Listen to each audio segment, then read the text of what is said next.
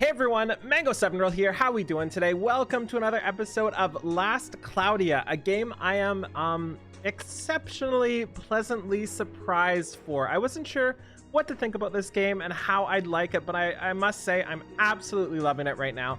So if you want to start playing this game, now is a perfect time. There's tons of time to reroll if you want to do that sort of thing. And just for you guys, I have quite a few tips, just small things, you know, that I learned along the way that might help you out. So let's just go in no particular order here and talk about what you can do to maybe make your start a little bit better. So number one thing I noticed a lot of the people I was talking to did not really realize was they give you a bunch of Zell, which is the currency, in the form of silver pieces and gold pieces. And these pieces are going to be in your inventory. You just click on inventory here. You can find them down here and you just click sell. As far as I know, these are only used for selling and nothing else. So I hope I'm not screwing this up, but it is a ton of Zell. The gold pieces are worth 10,000 each. So it really adds up. So the other problem is Zell. What do you spend your Zell? What do you spend your blue, your red, everything like that on? The first thing I think everybody should focus on is the stamina portion of the game, which comes up to our tip number 2 here. And that's our soul spot in the bottom right.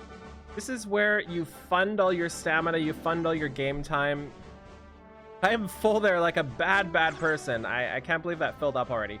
And you want to level these up as fast as you can, because this kind of increases all your ability to keep playing, your ability to use stronger units. And it's just something you want to do ASAP. Mine right now, about 100k to upgrade, 100k, 100k. I'm going to upgrade this one so they're all the same.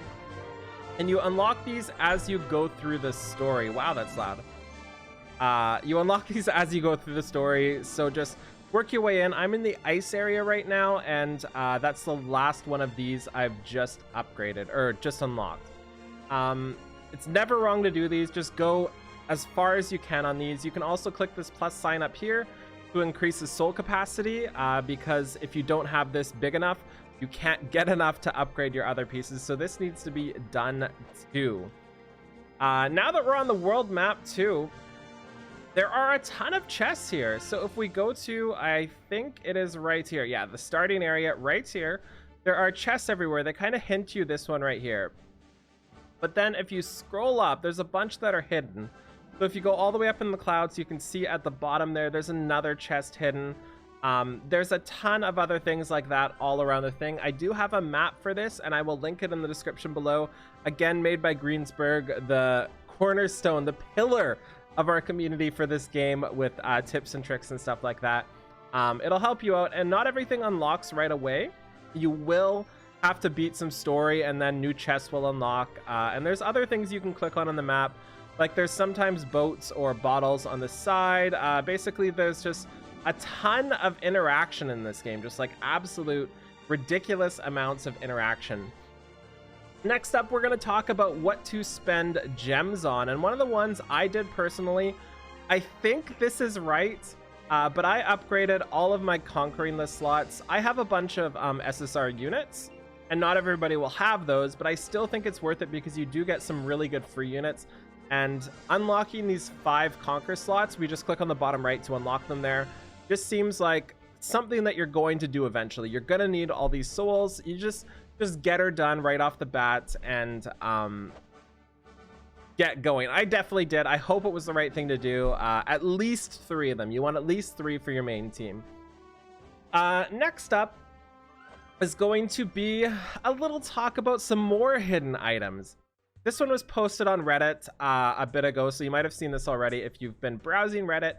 I'm not sure if I can show this because I don't know if they respawn, but if you click on your arcs, every now and then you'll get some shinies. And what the shinies do, I don't think they respawn, I'm not sure. This is just naturally shiny, but what the shinies do, if you click into view, you can just spam click on things and eventually you'll find a treasure. So like if something is shiny that doesn't look like it should be shiny, there is a chest, there's an item somewhere, and it's in your item itself. Isn't that like the coolest thing? Just little hidden things like that are so cool. So cool. I love that so much. Next up is friends. Unlock your friend shop. If you go to the shop here, you can increase your friend limit up to the cap. I would do this for sure, 100%, even as free to play. It's really important to do. 100% increase that to the friends limit, and then you want to go into your friends list here, and you want to go for gift, and you want to select your gift settings to be friend points for your wanted gift. By the way, you can add me if you want here if you're active. There's my ID, and you want to send and receive these all the time. You want as many friend points as you can. They really come in handy. And speaking of coming in handy, friend points, let's go take a look at those. So if we go into the shop here, we can go to the marketplace, and then we can click on friend points on the right side here. So I'm unsure of what you really want to be buying here. Personally, I've only bought some glowing phosphate and some glowing bones just to originally unlock my characters from level 20 to 40. I'd farmed for these for like 5 hours in the stage and didn't get a single one.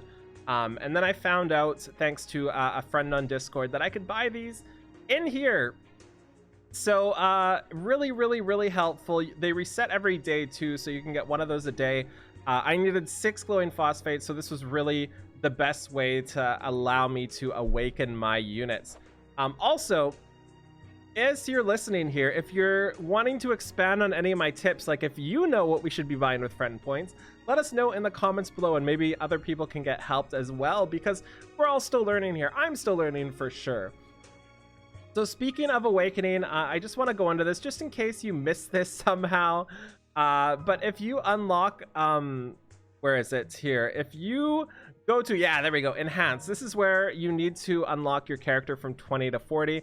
It generally is pretty easy. I think my first one took 10 drop of lives and 3 glowing phosphates. Make sure you are working towards that before you hit level 20, because you don't want to be capped without getting any experience or anything like that.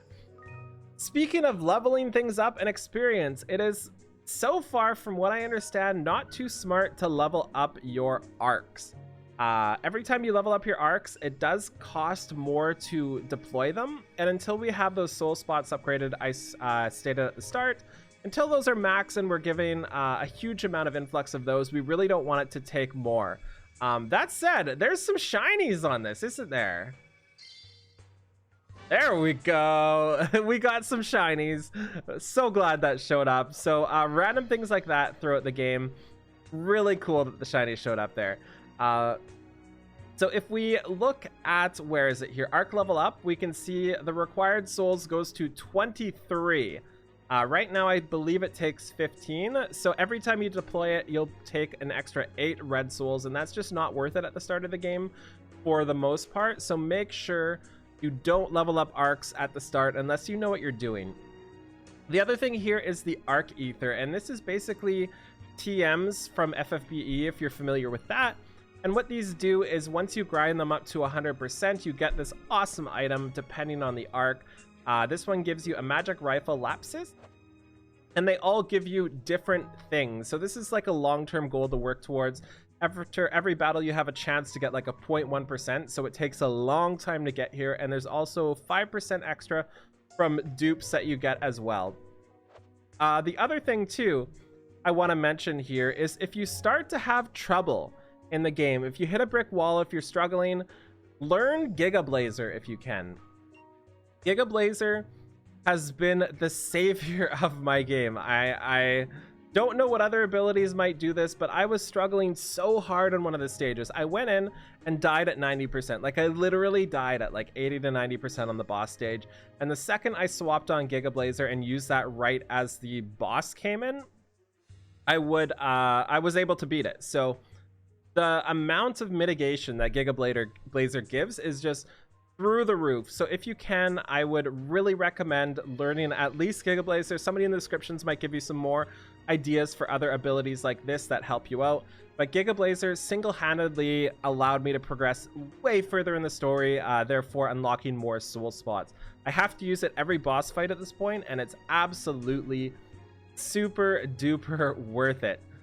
Just another random tip here is you do need to actually equip your abilities. I had somebody in Discord wonder where their abilities were. If you click on skill set, you have to actually equip them here.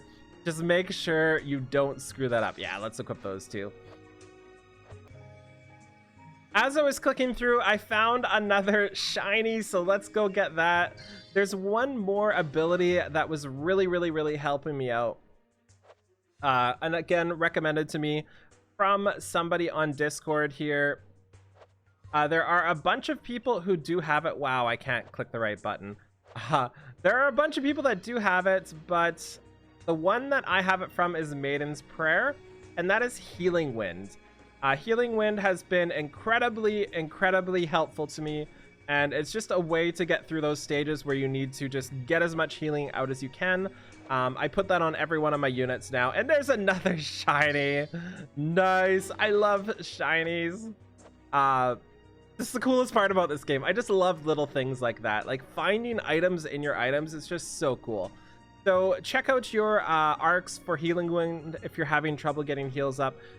Super help me up. And between that and the Giga Blazer, I've been able to push through places I wasn't able to push through before.